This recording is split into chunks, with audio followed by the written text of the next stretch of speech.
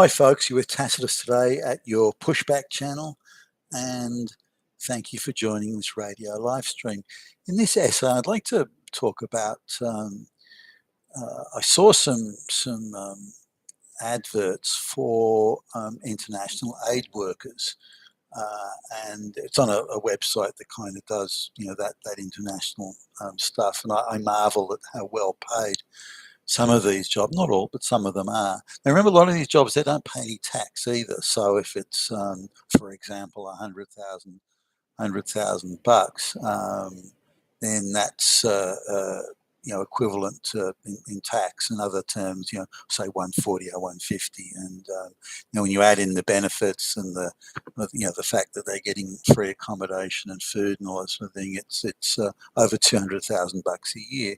Now, for some sociology, gender studies, lesbian that has maybe not so many employment opportunities, some angry sort of chip on shoulder, low IQ person, which nearly all of them are out of that, then this is quite a good gig, money wise at least, and they can practice their activism and convince themselves they're fighting back against all those terrible Nazis that are everywhere. But now, when it comes to just aid work in general, and these adverts that I saw were for aid workers, or so it claimed, it said like you're going to be an aid worker and help people in these desperately poor countries.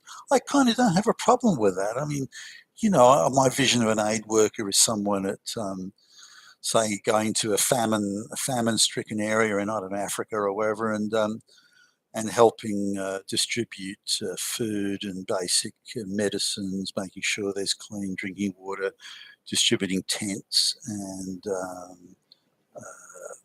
blankets and so on, and also digging sort of ditches and providing effluent removal. A whole range of things that are important to people turning up at these camps. Now, the downside of that is the standard of living that the United Nations or any organisation doing it, any NGO, the standard of living they offer to the natives is often, nearly always, in fact, far superior to the standard of living they had on their rural shantytown type villages. So they're not really, they should be supporting those people to stay where they are, I think. And say in cases of civil war and the like, then again, I don't know if the West should be intruding anyway, but nonetheless, that's it. So I don't have a problem with aid workers. I think, if you're helping people out like that, I don't really have a problem with it.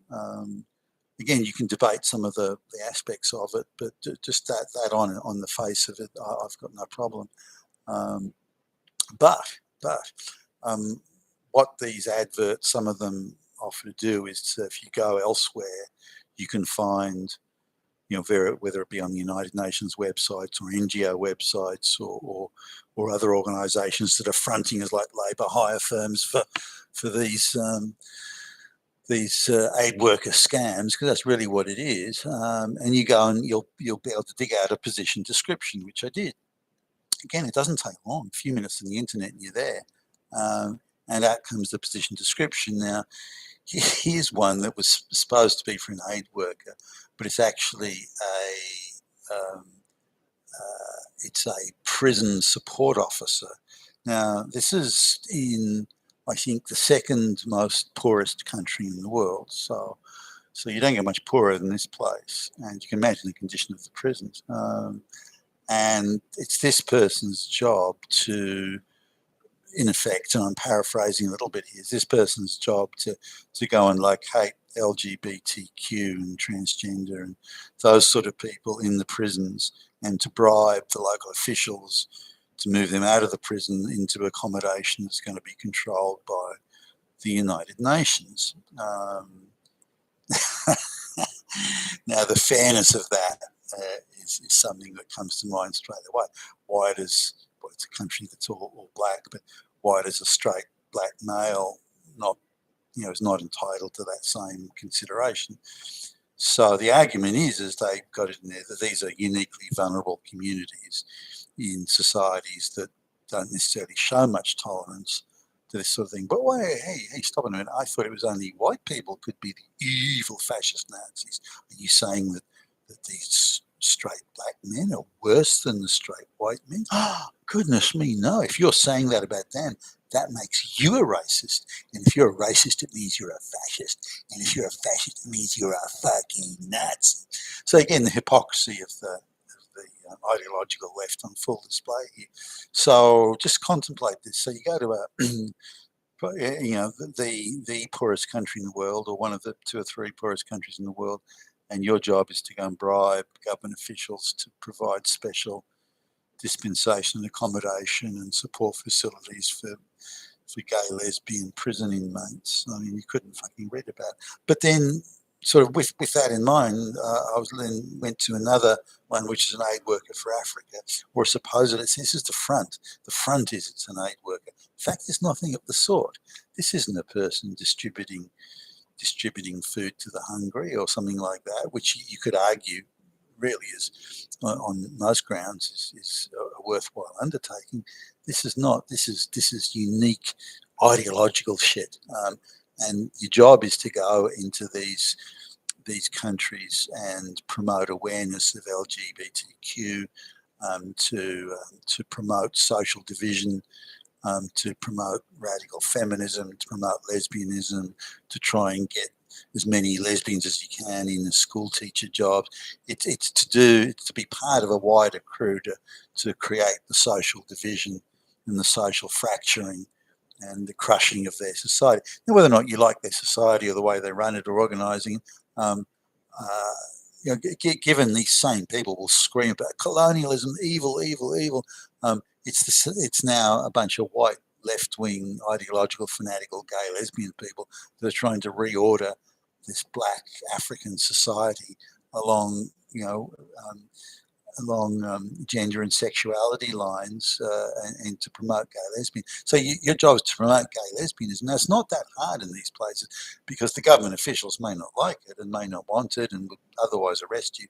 But then what they're doing is they're just bribing these officials, just throwing money at them to look the other way while they get on and do their ideological damage to the society, which is in effect what happened in the West. Our body politic and all these people were, hey, we'll make sure you have a waterfront mansion with a Maserati in the driveway and that your kids will have, well-paid consulting jobs at McKinsey and all that sort of stuff. We'll look after that for you.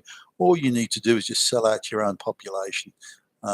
And that's really what's going on here. But instead of having to offer waterfront mansions, over there they can give them $50 US and find that the local police chief will just look the other way and make himself scarce while all this evil shit's going down. But I didn't realise till I saw it just to what extent the United Nations and the NGOs, that sort of the satellite NGOs around, to the extent to which they were organised around this and how they're using white taxpayer dollars to go and ply this crap. It's worse than anything that the Christian missionaries did or that the colonials did. It's worse than any of that, in my view. It's deliberately setting out to destroy the fabric of their society on the basis of some ethereal ideological sort of notion that ends only in destruction for any society that embraces it. And yet here it is going on full scale all across this third world, but under the guise of we're doing good things, we're giving aid, we're helping the starving children. It's nothing of the sort. That's all lies. You've been with Tacitus today, your Pushback channel, and thank you for listening.